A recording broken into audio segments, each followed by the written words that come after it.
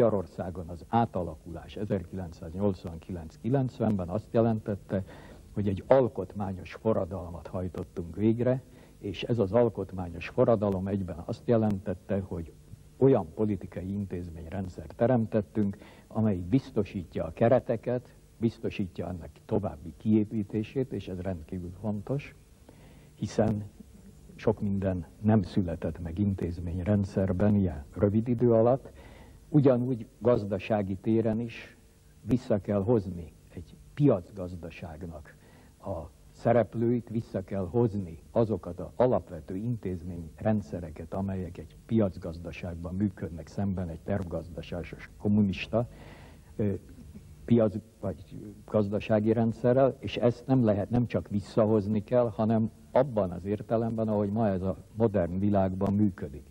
Tehát itt nem csak politikai intézményrendszer, hanem gazdasági, szociális intézményrendszernek mi alaptörvényeket rakunk le, a politika, a gazdaság, a szociális kérdésektől, a kulturális kérdéseken át, oktatás, stb. Tehát itt egy nagyon meghatározott törvényalkotási program, ami a kormány kezdeményezései alapján születik, ment végbe az elmúlt időszakban is valamennyi területen. Hát most éppen az oktatás is befejeződött, előtte a szociális törvény, stb. Tehát most nem kell talán itt részleteznem.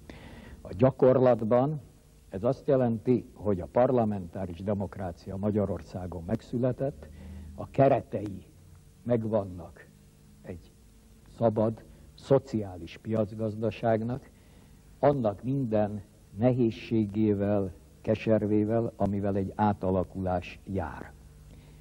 Itt elsősorban arra kell utalnom, hogy mi is, mind a többi volt kommunista ország, kaptunk egy örökséget, amelyik az előző rendszert jelentette. Ez az örökség azt jelenti, hogy az ország olyan hátrányokkal, olyan tehertételekkel, adósságtól sorolhatnám tovább, van megterhelve, ami megnehezíti az új rendnek, az új gazdasági életnek a megszületését.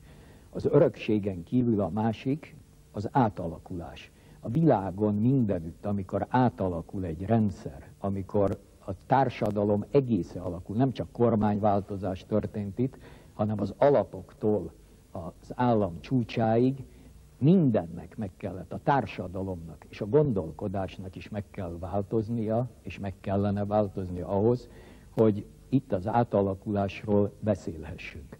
Itt az emberekben csalódás van. Az emberek azt hitték, hogy ez egyik pillanatról a másikra lehetséges. Ami jó, azt természetesnek tartják, ami rossz, azt elfogadhatatlannak, és nem úgy van, hogy átmegyünk egy másik országban, és azonnal annak a jólétét tapasztalhatjuk, mint egy turista úton. Ott is évtizedekig tartott, ameddig megszületett Európa boldogabbik felében az a gazdasági rendszer és életszínvonal, stb., amit ma élveznek, és ahol ott is problémák vannak. Tehát az átalakulásnak ugyanúgy, ahogy minden gyógyszernek mellékhatása van, ugyanúgy mellékhatása van az átalakulásnál beadott gyógyszereknek és műtéti beavatkozásoknak.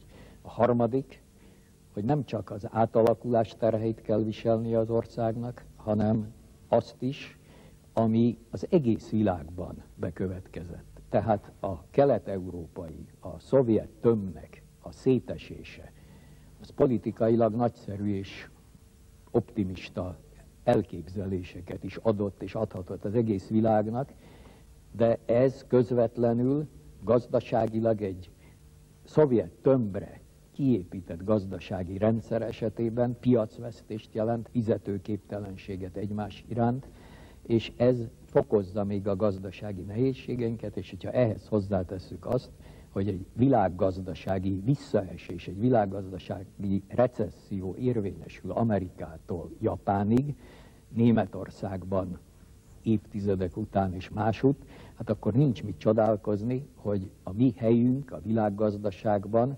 sokkal nehezebben érvényesíthető, és Magyarország itt a szerencsésebbek közé tartozik, hiszen egy gazdaságpolitikai fordulattal sikerült elérnünk azt, hogy az egész térségbe bejövő nyugati tőkének több mint 50%-a Magyarországra érkezett az elmúlt néhány esztendőben, és Magyarország exportját úgy át tudta állítani, hogy exportunknak több mint a fele az európai közösségbe megy, és ezen kívül az Egyesült Államokba. Ez nem jelenti azt, hogy a szomszéd országokat mi ki akarnánk hagyni, vagy a volt Szovjetuniót. Ez fizetőképesség kérdése. Abnormális állapotnak tartjuk mondjuk azt, hogy a külkereskedelmi forgalomban Lengyelország vagy az korábbi Csehszlovákia, vagy jelenlegi két ország a magyar külkereskedelemben 2% alá ment.